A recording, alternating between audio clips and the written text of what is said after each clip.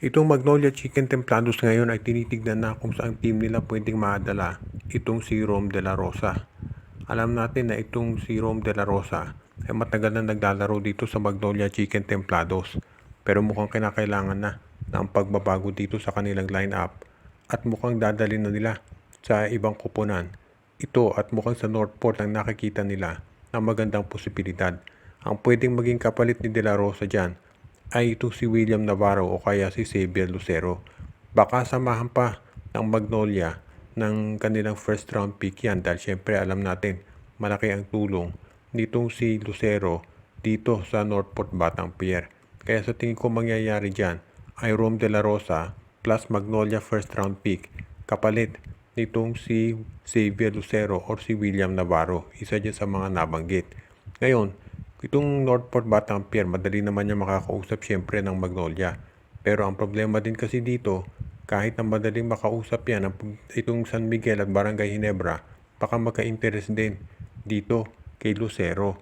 Kaya nga, ang sabi natin, posible na baka either si Lucero o si Navarro ang makuha nitong Magnolia. Ngayon, worst case scenario, kung itong si Navarro mapunta sa Ginebra at itong si Lucero naman dito sa San Miguel, nandyan pa rin itong si Cade Flores na pwedeng makuha ng Magnolia.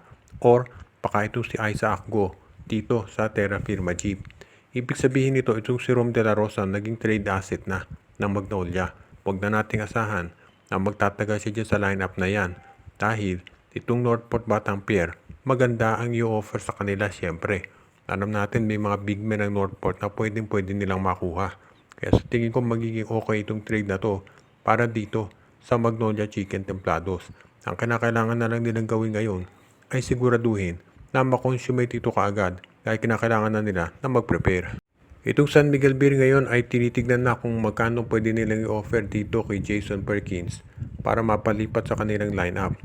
Siyempre hindi maganda ang mood ngayon dito sa kampo ng SMB pagkatapos silang matalo dito sa Meralco Bulls sa isang napakalaking upset sa PBA Finals.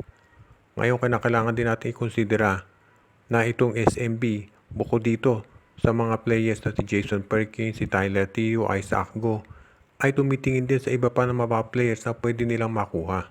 Dahil syempre gusto ng San Miguel Beer as much as possible ay mapalakas yung kanilang lineup.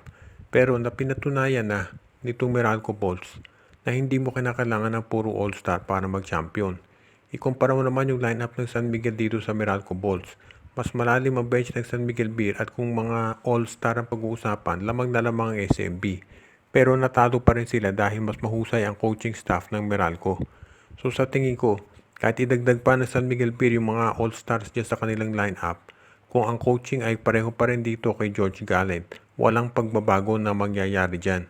Kaya sa tingin ko, mas maganda talaga kung itong SMB ay ang paguhin ay yung kanilang coach. Kaya sa tingin ko, mas maganda talaga kung itong San Miguel Beer, tignan mabuti yung kanilang coaching staff instead na doon sa mga players. Ang kinakailangan lang talaga ng players ng San Miguel Beer if ever magpalit sila ay kumuha na isang center na makakatulong dito kay Junmar Fajardo. Yun lang at saka isang power forward. Pwede na i-trade dito si Vic Manuel, si Simon Enciso, si Chris Ross.